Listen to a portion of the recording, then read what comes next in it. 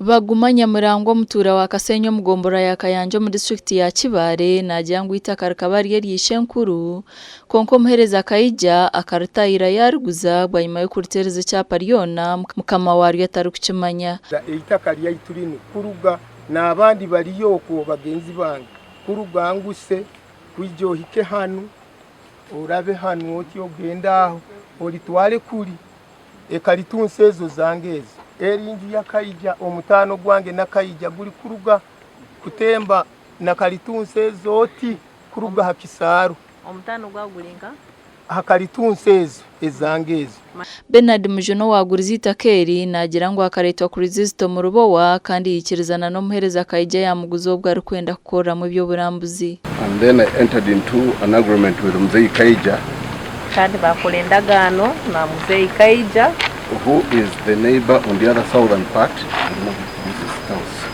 the other side of the lower side, and then kana kali mutahi bajurwa iruguru kuli the side was Chisaru. The Chisaru is the river gate.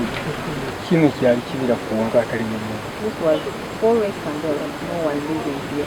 Twahanura na kimukora So we agreed and I handed it over to him. kibira kiri kikiyonga cyo This was the forest like you see. nkejo kiri dara tukura kujya Baguma nagira ngo bwanyuma ya Mujono kugurita keri akateze cyape cyaro cyo nakandi bakija kukisazamu baheza kwetera nduro mukota hamwe na government. Ekinakanye kiyateze all of us were titled, we are in that title.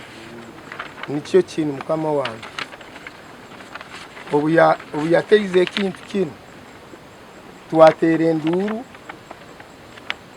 nibo yacyire mu yagamba abasave yabe nibo bayibakozire ensobi bateize itaka rinwe hano buri mutaka nkamusoroza he 15 Bakirinja bari yo mucweke kandi bari kumanya ubukomoko bw'itakeri nibajyango muhereza kayija naenda kwibita keri andi kebi ibyakonyire kayija kutunga icyapa kiki nibe bagarukira bagene baginga bayibirira nabacanga hano na hali abageze ko kakora bagaruka batari guteramo icyapa cyamu juni boni Manuel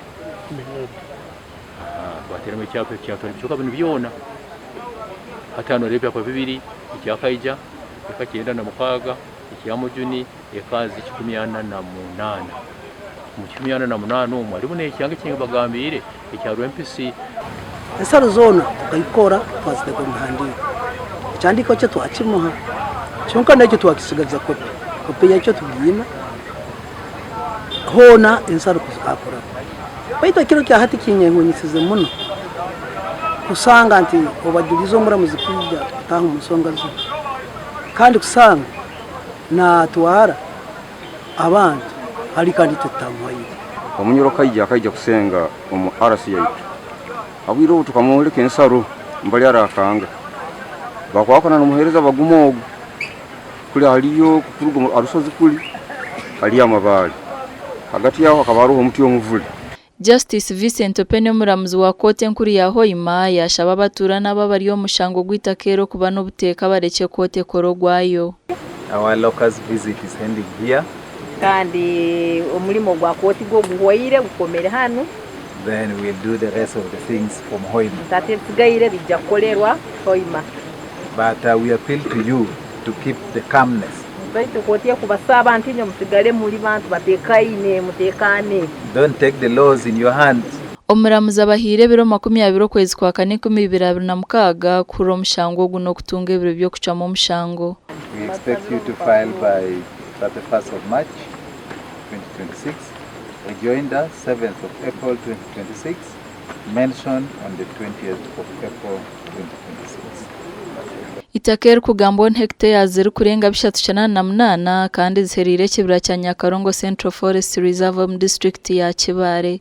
Amakuru agasha kwa Thomas tumwebaze.